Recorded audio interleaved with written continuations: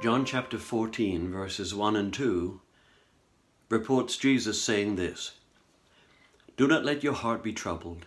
Believe in God. Believe also in me. In my Father's house are many dwelling places. If it were not so, I would have told you. For I go to prepare a place for you. If I go and prepare a place for you, I will come again and receive you to myself, that where I am, there you may be also."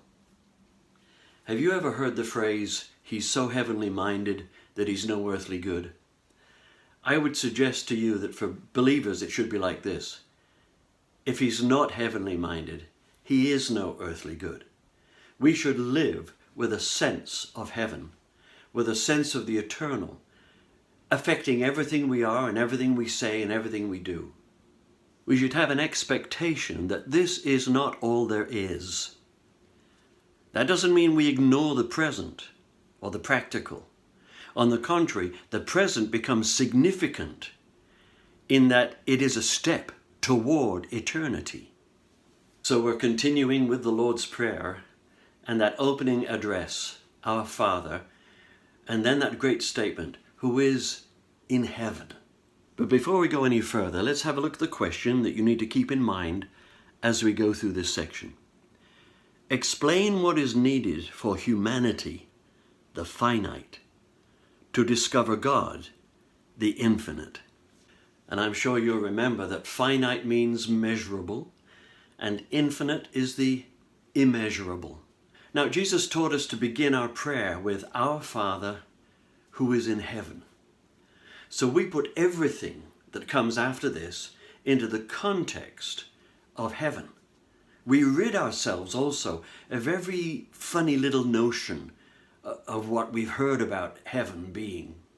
Jesus said in John 18:36, "My kingdom is not of this world."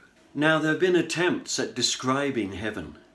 In the book of Revelation, chapter 22, verse 21, the Apostle John is given a vision of heaven, but it's a vision of heaven that he tries to translate. Now you can see him struggling to put into earthly words what he's just been given a vision of. For instance, he says that the streets are pure gold and yet transparent, so they're not like any gold that we have known. Here's a man of great eloquence attempting to find earthly words to describe the indescribable, the heavenly.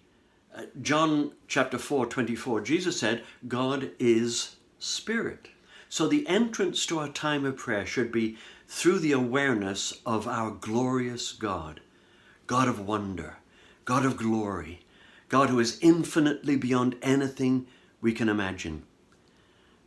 And remember, however hard or long you may try, you will never be able to find God. We are the measurable and the limited. God is the immeasurable and the unlimited.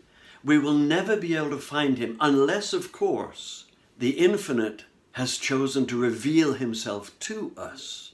Let's look at the measurable and begin to imagine the immeasurable God, the creator behind it all. Recently, massive waves of gravitational energy hit our planet. And we asked the question, how far away is something traveling at the speed of light, which takes 4 billion years to get here? Well, how many seconds in a year? I think I calculated it correctly at 31.5 million seconds in a year, roughly speaking. So 31.5 million multiplied by the speed of light, 186,000 miles per second, that's 5.7 trillion miles traveled in 1 year. So now we've got 5.7 trillion or million miles traveled in 1 year. Now you have to multiply that by 4 billion to give the length of the travel of those things to us.